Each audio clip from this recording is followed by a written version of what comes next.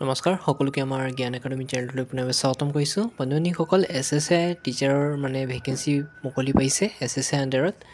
আৰু কি কিটা ভেকেন্সি প্ৰকাশ পাইছে মানে ভেকেন্সি কি আছে কিমান টিচাৰৰ ভেকেন্সি আছে সেই সম্পৰ্কে যে আপোনালোকক মই সম্পূৰ্ণ ডিটেইলছ দিব বিচাৰিছোঁ গতিকে ভিডিঅ'টো ভালকৈ চাই ল'ব যাতে আপোনালোকে সম্পূৰ্ণ আপডেটটো পাই যায় ঠিক আছে গতিকে আৰম্ভ কৰিব বিচাৰিছোঁ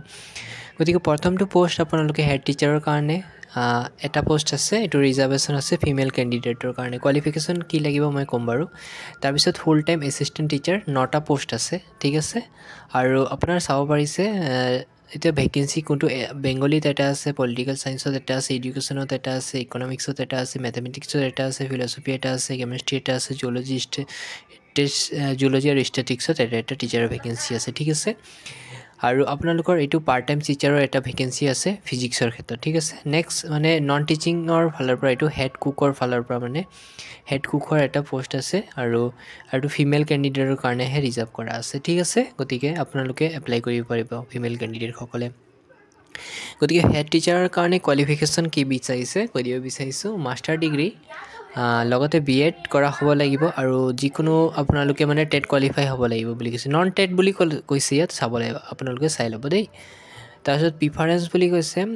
এক্সপেৰিয়েন্স হ'ব লাগিব ইউপি আৰু হাই সেকেন্ডাৰীত মানে এইচএসএস মানে হাই সেকেন্ডাৰীত আৰু ধৰি লওক আপোনালোকে হাই স্কুলৰ এক্সপেৰিয়েন্স থকা হ'ব লাগিব নেক্সট এটো আপোনালোকে পঢ়ি ল'ব নেক্সট আপোনালোকৰ এসেনশিয়াল এডুকেশন যদি বেলেগ কিবা মানে এডুকেশন কোৱালিটি আছে আপোনালোকৰ স্ক্ৰিনশ্বট মাৰি পেলাই ধুনীয়াকৈ চাই ল'ব পাৰিব মই এক্সট্ৰাকে এটাকে এক্সপ্লেইন কৰি নাথাকো অলপ তললৈ স্ক্ৰল কৰি দিছো আৰু যিসকল আপোনালোকৰ বাকি টিচাৰৰ পোষ্ট মানে এসিস্ট্যান্ট টিচাৰৰ ক্ষেত্ৰত আপোনালোকৰ মাস্টাৰ ডিগ্ৰী কৰা হ'ব লাগিব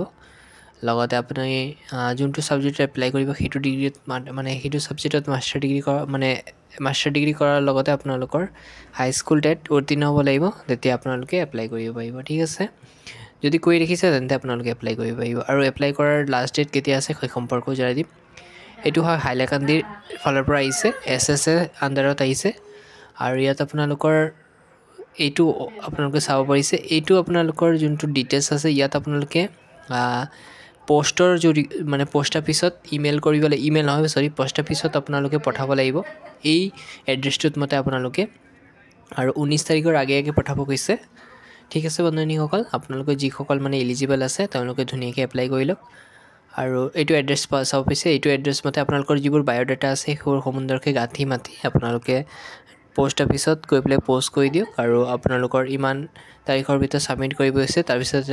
মানে ইন্টাৰভিউ হ'ব আৰু সেই ইন্টাৰভিউত আপোনালোকে কোৱালিফাই কৰিলে আপোনালোকে এই পোষ্টটো দিয়া হ'ব ঠিক আছে গতিকে বন্ধুসকল খৰকে এটা আপডেট আছিল গতিকে জনাই দিলে আপোনালোকক যিসকলে